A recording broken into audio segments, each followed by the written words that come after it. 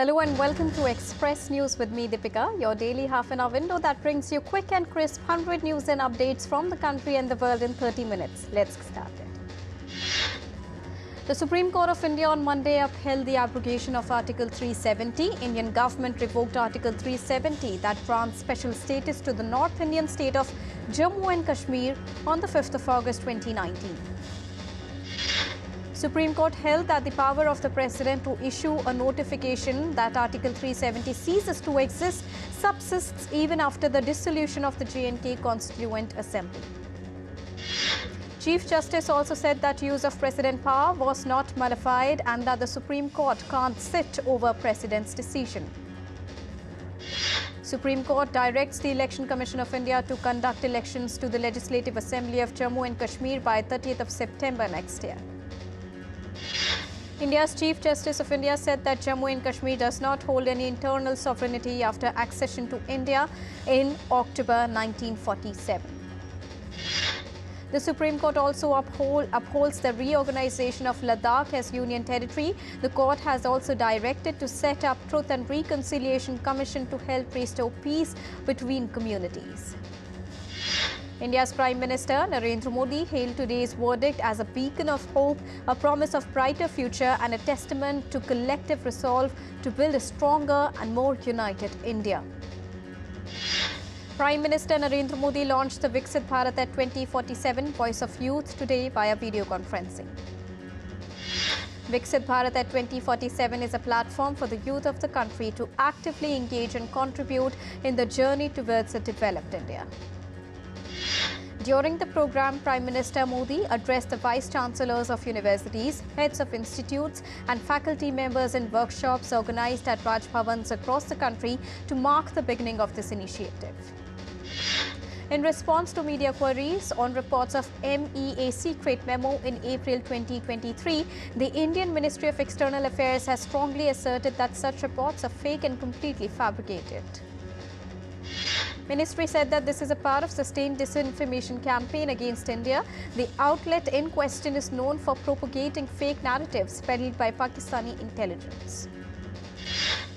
Indian President Draupadi Murmu attended the 45th convocation of Mahatma Gandhi Kashi Vidyapeeth University.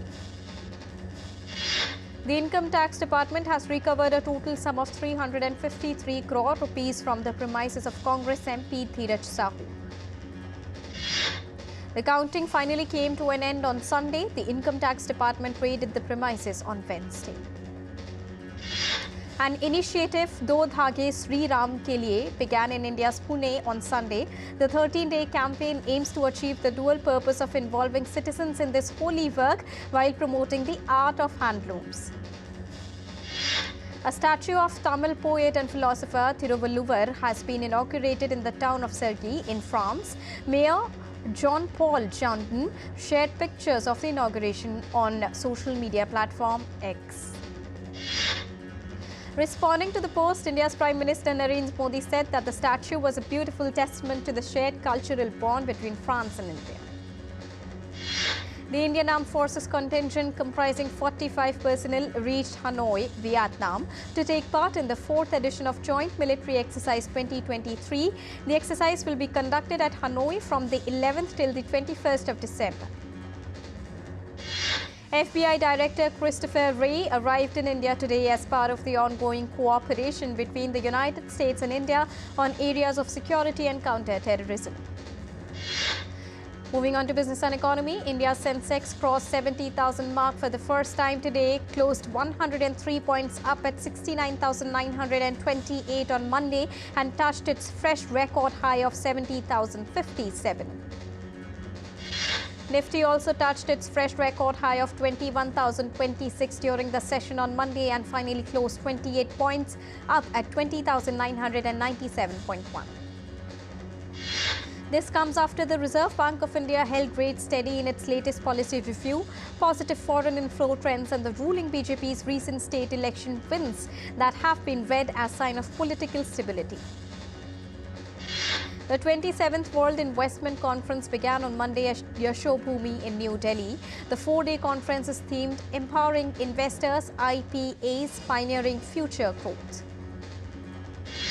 The conference, organized under the aegis of Invest India, is an annual flagship event of World Association of Investment Promotion Agencies and serves as a platform for global investment promotion.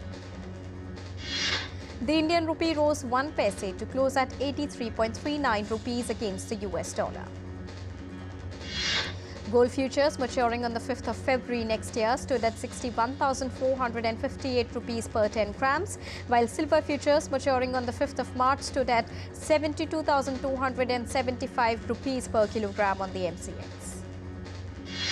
Oil prices held steady on Monday as Brent crude edged up 2 cents to $75.86 US per barrel.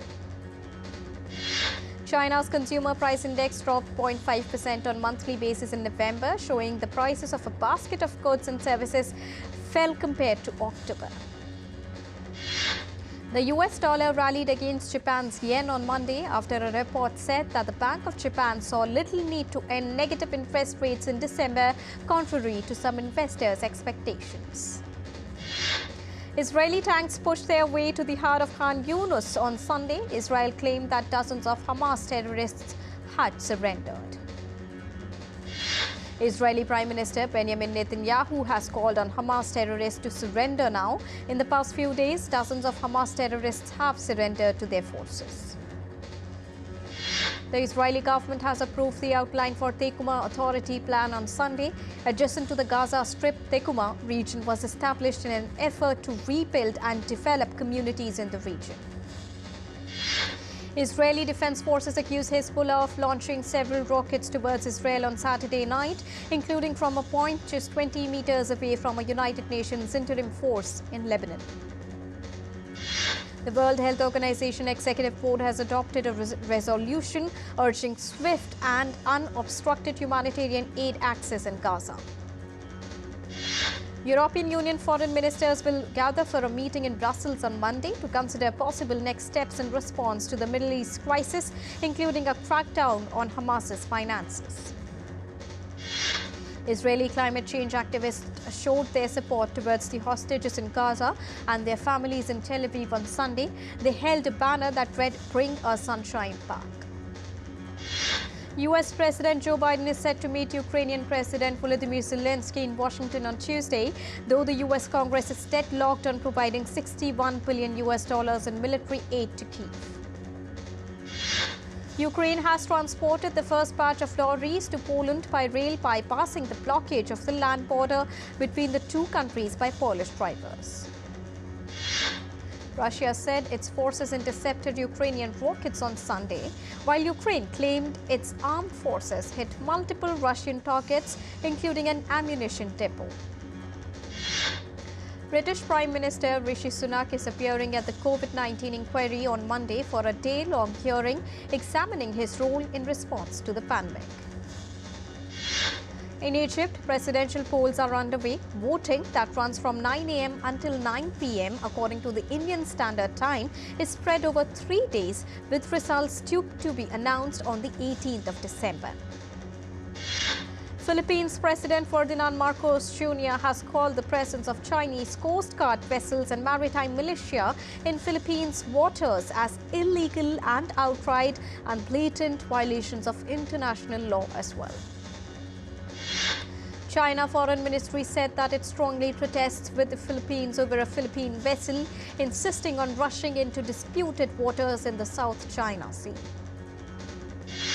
The United States has called out China for its actions in the disputed South China Sea, saying it is undermining regional stability. It also urges Beijing to stop its dangerous and destabilizing conduct in the South China Sea. Javier Milei, a renowned libertarian economist sworn in as the president of the Argentina on Sunday, Milei registered a landslide victory following people's fury over the country's economic crisis. Around 300 to 400 Rohingya refugees, including many women and children, landed on beaches in Indonesia's northeastern Aceh province, totaling 1,200 Rohingyas in Indonesia since November. West Africa's regional bloc economic community of West African states set up a committee of 3 leaders to negotiate with Niger's military junta on a transition to democratic rule and to consider easing sanctions. A US F-16 fighter jet crashed in South Korea on Monday while on a training flight and the pilot has ejected. Local media reported that the crash was near the US Air Force Base in Gunsan. Iran began the trial of a European Union employee of Swedish nationality charged with spying for Israel on Sunday, along with the charge of corruption on earth, which is a capital offense under Iran's Islamic laws. On to weather updates now. Heavy snow blanketed multiple regions in northern China, causing school closures and mass transportation disruptions on Monday. Japan's Weather Bureau stated on Monday that there was 90% chance that the El Nino phenomena will continue during the Northern Hemisphere winter. Emergency crews worked on Sunday to restore power in areas hit by severe storms and tornadoes that claimed 6 lives in Tennessee during the weekend.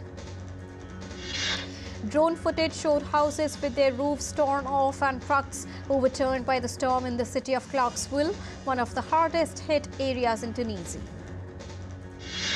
A tornado-like weather event in rural Irish village on Sunday left boats overturned and tiles ripped off the roofs.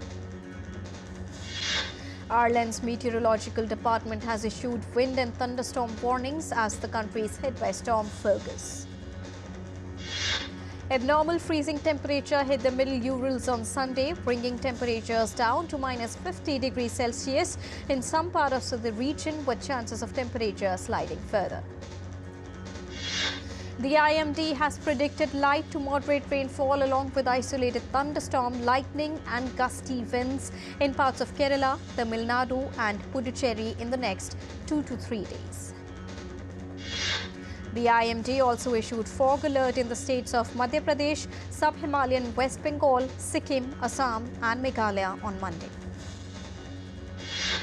The United Nations COP28 Climate Summit prioritized the phase-out of fossil fuels with negotiations unveiling potential options.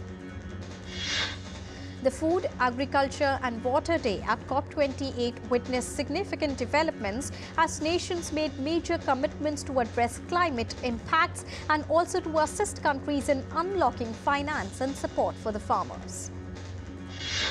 A huge clam that was on the verge of extinction has made a comeback with a surge in numbers in waters off Croatia, as per marine biologists. Numbers plummeted across the region, and until recently, scientists in Croatia only knew of around 10 surviving in their corner of the Adriatic. The number of foreign visitors searching for information about tourism in Vietnam in 2023 increased by nearly 300% as compared to the same period last year. Kok Puang National Park, a popular destination for nature enthusiasts, covers an area of 22,000 hectares, has opened to provide visitors with general information about forest's ecosystem. Sponsored by the French Embassy in Vietnam, visitors should plan to spend at least 2 days fully exploring the diverse ecosystem of forests. Celebrating 50 years of diplomatic relations between India and Korea, the Korean Embassy in New Delhi organized an event called Rang De Korea. Several youngsters attended the program to experience K-culture, K-food, K-fashion and more. The event showcased traditional Korean dance, music as well as Korean arts.